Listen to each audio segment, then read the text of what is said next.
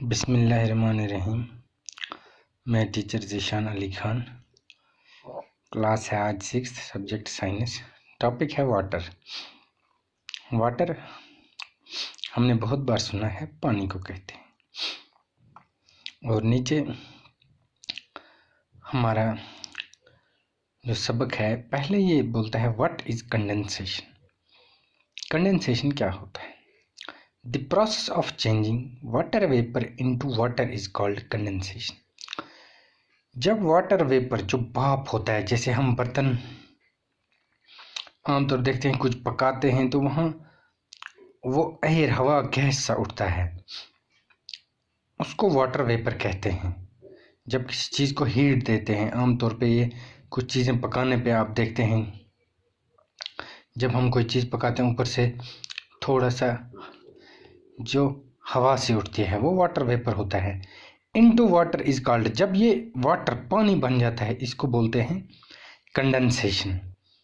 और इसका अपोजिट है, आप दूसरा नहीं, तीसरे देखिए, तीसरा question, define evaporation. The process of changing water into water vapour is called as evaporation.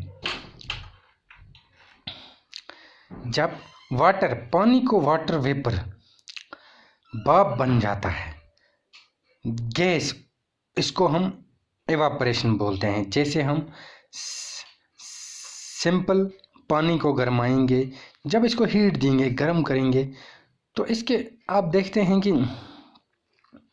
अगर ऊपर ढक्कन रखेंगे या ढक्कन अगर हम नहीं रखते हैं, इस पे जो ऊपर से जो गैस से निकलेगा वो बड़ा सी, उसको बोलते हैं वाटर वेपर। जब वाटर को वाटर वेपर बनेगा, ये एवापोरेशन। और जो स्टार्टिंग में मैंने कंडेंसेशन पढ़ाया था, वो इसका अपोजिट है। उसमें क्या होगा, जब आपने वाटर को रख दिया गरम करके, फिर अगर आप उस पर ढक्कन रखेंगे, अब उसका वाटर वेपर बन गया है तो उस पर ढक्कन रख दो, कुछ टाइम के बाद ढक्कन उठाओ, उसको फिर वाटर, उसके ऊपर पानी के ड्रॉप्स होंगे तो उसको वापस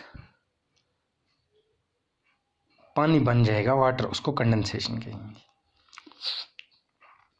और हमारा दूसरा है फ्लड, किससे कहते हैं?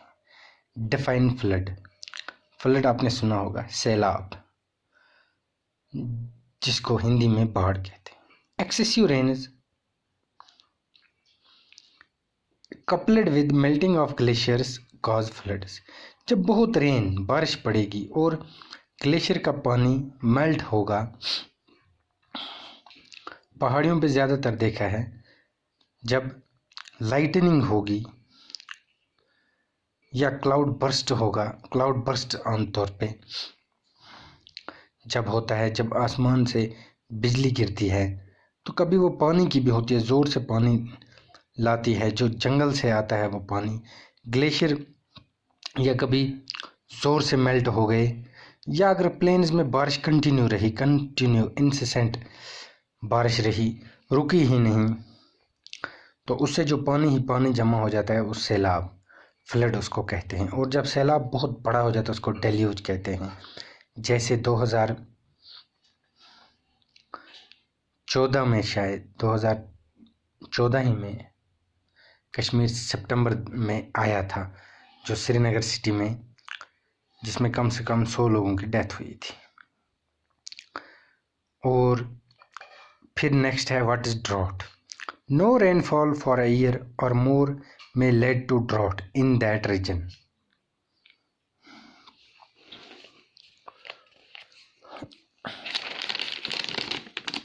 अगर किसी इलाके में बारिश बहुत टाइम के लिए, कुछ महीनों के लिए या सालों के लिए बारिश नहीं हुई, तो उस इलाके में